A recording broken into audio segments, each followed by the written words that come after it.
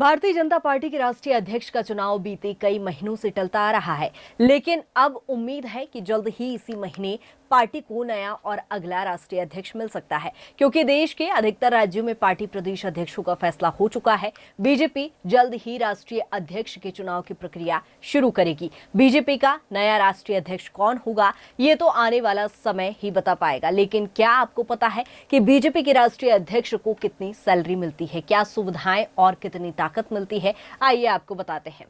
सबसे पहले आपको बता दें कि राष्ट्रीय अध्यक्ष का पद एक राजनीतिक पद होता है। ये पद सरकारी या फिर संवैधानिक नहीं होता, लेकिन किसी बड़े सरकारी पद से कम भी नहीं होता।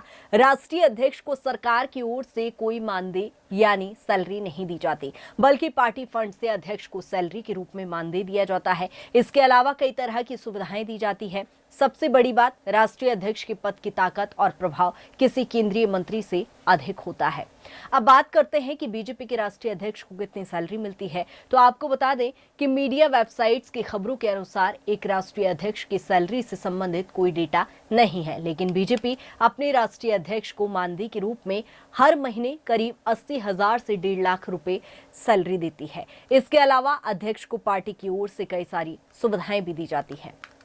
मीडिया वेबसाइट्स की माने तो राष्ट्रीय अध्यक्ष को उनके कार्य, उनकी यात्रा के दौरान होटल और जरूरी खर्चे दिए जाते हैं। इसके अलावा राष्ट्रीय अध्यक्ष को एक आवास, वाहन के लिए ड्राइवर, सरकार की ओर से जेट कैटेगरी की सुरक्षा, कामकाज के लिए स्टाफ, एक पीए, मीडिया टीम और सलाहकार दिया जाता है। राष्ट्रीय अध्यक्ष का चुनाव संविधान के अनुसार चुना जाता है। अध्यक्ष का चुनाव पार्टी के निर्वाचक मंडल द्वारा किया जाता है और देश के राज्यों के करीब 20 सदस्य किसी एक नाम पर अपनी सहमति बनाते हैं। हालांकि आमतौर पर राष्ट्रीय अध्यक्ष का चुनाव निर्विरोध हो जाता है। राष्ट्रीय अध्यक्ष ऐसे नेता का चुनाव हो जाता है जिसके पास करीब 15 साल की प्राथमिक सदस्यता हो।